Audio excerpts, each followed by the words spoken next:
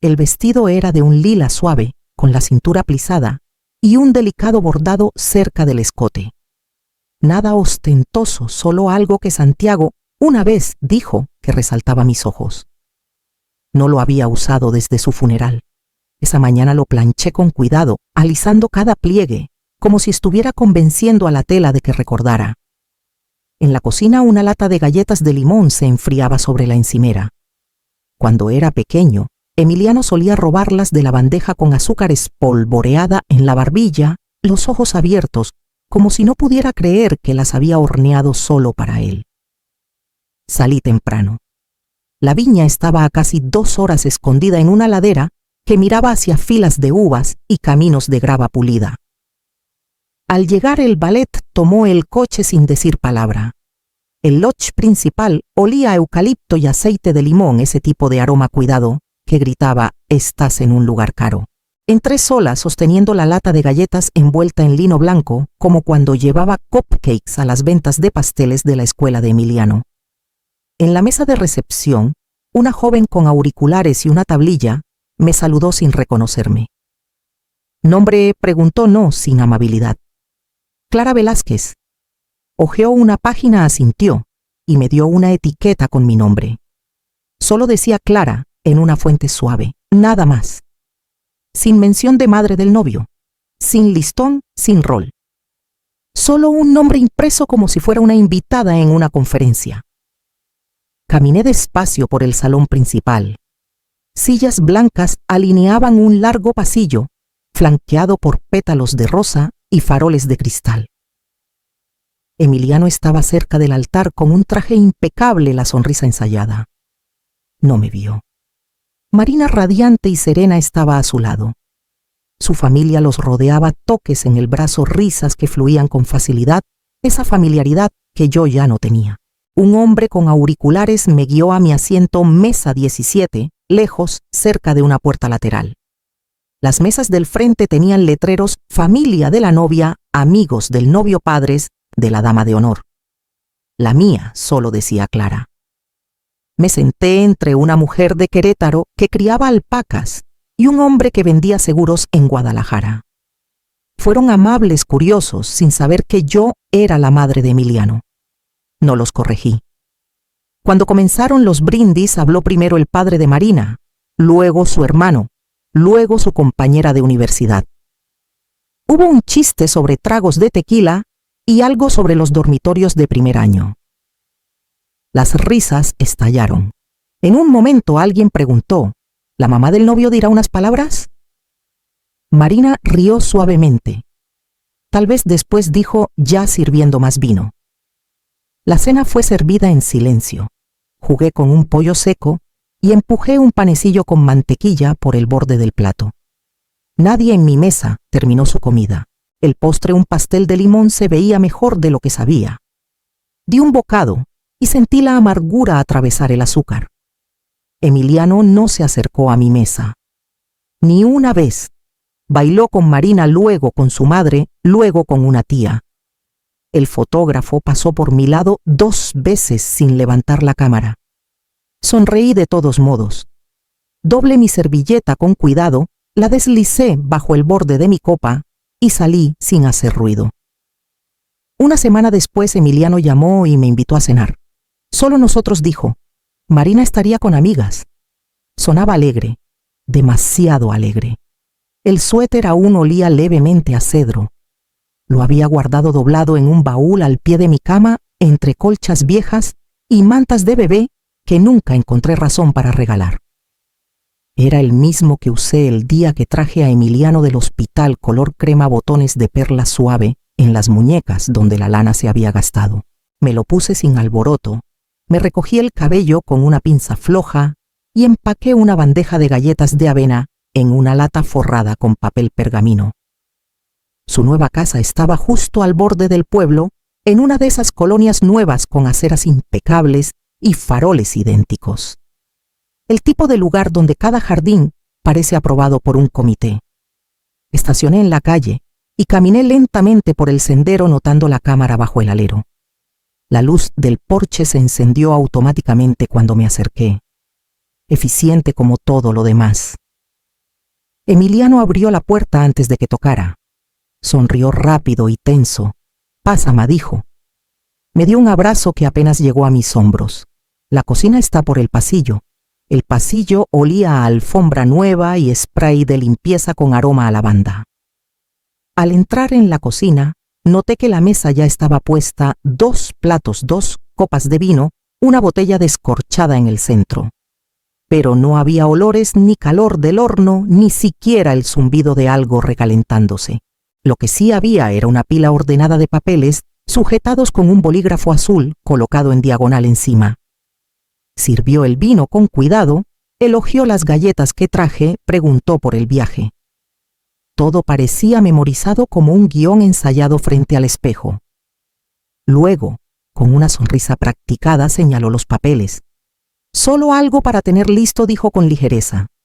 «Por si pasa algo. Simplifica todo». Alcancé la pila, mis dedos rozaron el borde de la hoja superior. El título decía «Poder notarial duradero».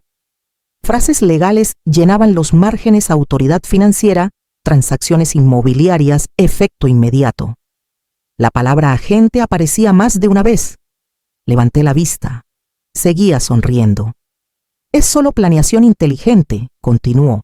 «Todos lo hacen». Volví a colocar los papeles en la mesa.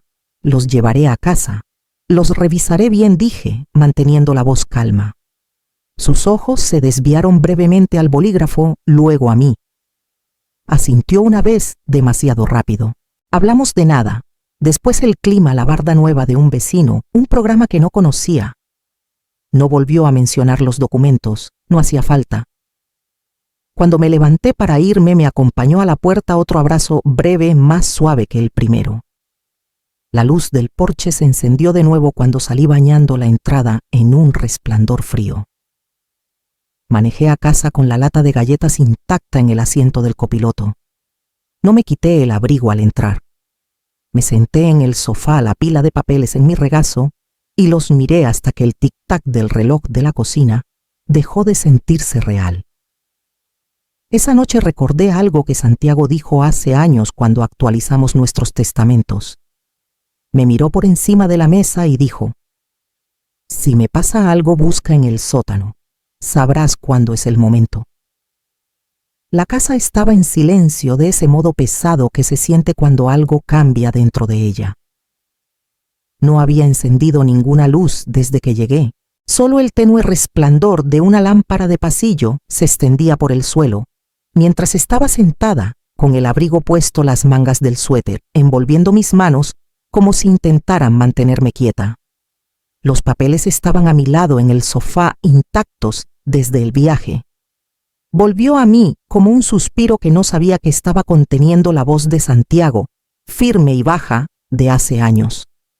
Acabábamos de firmar testamentos actualizados y mientras secábamos los platos en la cocina, lo dijo sin alarde. «Si me pasa algo, busca en el sótano. Sabrás cuándo mirar». En ese momento lo descarté. Siempre tuvimos pequeños sistemas llaves de repuesto en la lata de café, dinero de emergencia, detrás de los libros en el estudio. Pero esto no se sentía así. Esto era más profundo. Y ahora lo sabía. Bajé las escaleras del sótano despacio, con las rodillas rígidas, el pasamanos frío contra mi palma. Pasé la lavadora detrás de las cajas marcadas como luces de Navidad.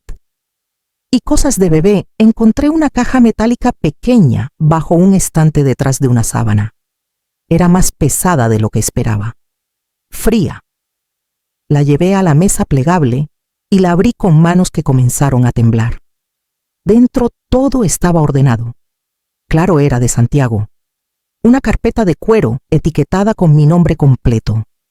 Sobres marcados con fechas. Estados de cuenta impresos con pestañas y resaltadores aún brillantes después de tantos años. En el fondo había una sola nota escrita a mano, doblada una vez con mi nombre en el frente en su letra cuidadosa y inclinada. «Clara, sé que no pedirás ayuda aunque la necesites. Por eso me aseguré de que nunca quedes atrapada. Todo lo que encuentres aquí es tuyo, protegido y sólido. No se lo digas a Emiliano. No porque no lo quiera, sino porque he visto qué pasa cuando la gente cree que merece algo. El dinero no cambia a las personas, las revela. La leí 2 veces, luego otra vez más despacio. Los documentos mostraban 2 cuentas de inversión, una escritura de una propiedad en San Miguel de Allende que no recordaba haber discutido, y una anualidad vinculada a un portafolio de retiro de su antigua firma. En total sumaban poco más de 150 millones de pesos. Me quedé allí mucho tiempo. No lloré, ni siquiera sentí alivio, solo quietud. En ese momento lo que sentí no fue seguridad, fue algo más pesado. El peso de ser vista antes de que siquiera supiera que estaba desapareciendo. Arriba, los papeles que Emiliano me dio seguían esperando en la mesa de la cocina. Los tomé, los guardé suavemente en un cajón y comencé a preparar café. Pronto llegaría una llamada. Lo sentía. La llamada llegó 2 mañanas después, justo cuando me acomodaba en el solarium con una taza de café tibio y el crucigrama que rara vez terminaba. La pantalla se iluminó con el nombre de Emiliano, y por un momento dejé que sonara una vez, luego 2 antes de contestar. «Hola, ma», dijo alegre medido. Bailamos con algunas cortesías el clima, su nueva barda, algo sobre Marina intentando una receta nueva. Luego, su voz bajó, se suavizó de esa manera que usa la gente cuando quiere que algo suene como preocupación en lugar de control. «Solo quería ver si ya revisaste esos papeles», dijo. «Los vi», respondí. Una pausa, apenas perceptible, pero ahí estaba. «Es solo que... Bueno, sabes cómo son las cosas a tu edad», continuó con cuidado. «Infartos, problemas de memoria». Leí un artículo el otro día sobre una mujer que perdió acceso a sus cuentas por meses. Y una amiga de Marina, su mamá, olvidó todas sus contraseñas después de una caída. Rió suavemente, como si todo fuera puro sentido común. Solo pienso que es más fácil arreglar todo ahora. Mientras estás... lúcida. Lúcida. Lo dijo como si ya estuviera desvaneciéndome, como si debiera apresurarme a firmar antes de olvidar mi propio nombre. Miré la esquina de la alfombra donde comenzaba a deshilacharse. Mis dedos trazaron el borde de la taza de café, dejando que su voz se desvaneciera un poco. No estaba enojada, ni siquiera sorprendida. Pensé en esa tormenta de nieve del 97, cuando el coche de Emiliano se descompuso en la carretera a Saltillo. Tenía 20 años varado con frío y miedo. Empaqué un termo de sopa, una manta extra, y manejé 5 horas a través del hielo para llevarle una llanta. Me abrazó con dedos congelados y me llamó su heroína. Ahora aquí estaba sutilmente buscando control sobre todo lo que había trabajado, hablándome como si fuera un riesgo. «Lo pensaré», dije con voz plana. «Está bien», respondió rápido, sin presión. «Marina y yo solo queremos ayudar. Encontramos un asesor financiero que puede explicarte todo». Colgamos y me quedé mirando los árboles afuera mecerse con un viento que no estaba pronosticado. El cereal frente a mí se había ablandado. Lo tiré al fregadero, abrí la llave y saqué del cajón la carpeta de Santiago que esperaba. Encontré el número de Fernanda Salazar escrito a lápiz en la parte trasera de una tarjeta de cumpleaños vieja guardada entre las páginas de un libro de recetas que no había usado en años. Ella envió la tarjeta el invierno en que Santiago falleció. Le había llevado sopa durante 3 semanas seguidas después del funeral de su esposo, cuando ella aún ejercía y yo aprendía a estar sola. Cuando contestó, su voz había envejecido, pero el acero seguía allí. Le conté solo lo esencial. No interrumpió, solo dejó que las palabras cayeran donde quisieran. Cuando terminé dijo: «Ven mañana, haré café, trae todo». Su casa era más pequeña de lo que recordaba, del tipo de orden que viene de convivir con el duelo lo suficiente como para arrinconarlo. Me recibió en la puerta con una sonrisa cansada, tomó mi abrigo y puso los documentos en la mesa de la cocina, como si fueran algo que podíamos enfrentar juntas lado a lado. Leyó en silencio página por página, con los lentes bajos, los ojos agudos. Cuando terminó, levantó la vista y dijo: «Esto no es para protegerte, Clara. Está escrito para absorberte. Pasamos las siguientes 3 horas revisando todo lo que Santiago había dejado. Fernanda lo explicó claramente. Las cuentas estaban seguras, la propiedad limpia, la anualidad bien estructurada. Podía poner todo en un fideicomiso privado bajo mi control total, con condiciones tan sólidas que nadie podría colarse. Agregamos una cláusula médica. Cualquier autoridad solo cambiaría si 2 médicos independientes declaraban por escrito que estaba mentalmente incapacitada. No uno, no familia, no Emiliano. Cuando llegó el momento de firmar, me dio la pluma y dijo: «Tómate tu tiempo». No lo necesitaba. Mi mano estaba firme. No porque estuviera enojada, no porque quisiera probar algo. Firmé porque podía, porque Santiago había confiado en mí para mantener la línea. Archivamos los originales, hicimos copias, las guardamos en una carpeta gruesa. Fernanda me dijo que la guardara en un lugar cercano pero no evidente. Esa noche la puse bajo el fregadero detrás de una caja de cápsulas para lavavajillas que nadie movería. El regreso a casa fue silencioso, el cielo plano y gris. Bajé la ventana a la mitad, dejé que el aire picara un poco, recordándome que aún estaba aquí. Al llegar a mi calle, reduje la velocidad en la esquina, el motor apenas zumbando. La casa apareció a la vista, la luz del porche ya encendida. Llegó un mensaje mientras estacionaba. Era de Emiliano. Quería cenar de nuevo, solo nosotros 2. Esta vez dijo sin papeles, solo una comida sencilla, sin presión. Miré la pantalla por un largo momento, luego escribí una palabra. Claro. Me encontré con Fernanda a una cuadra de distancia. Estacionó su coche detrás de una fila de setos y apagó el motor, pero dejó las ventanas entreabiertas. Acordamos que no entraría a menos que diera la señal. Tenía un termo de té y una novela en el regazo, pero sabía que no leería una palabra. Emiliano abrió la puerta descalzo con jeans y una camisa de botones. Parecía que había intentado vestirse informal a propósito, como si la familiaridad pudiera suavizar la memoria. «Qué bueno que viniste», dijo haciéndose a un lado. La casa olía a ajo y verduras asadas. Comida de verdad esta vez. Esfuerzo real. Incluso había un pan calentándose en una canasta sobre la mesa. Sonreí cortésmente y le di la lata de galletas que horneé esa mañana. «Solo unas pocas», dije. «La receta sigue pegada dentro del gabinete». Rió justo lo suficiente. Hace años que no las pruebo.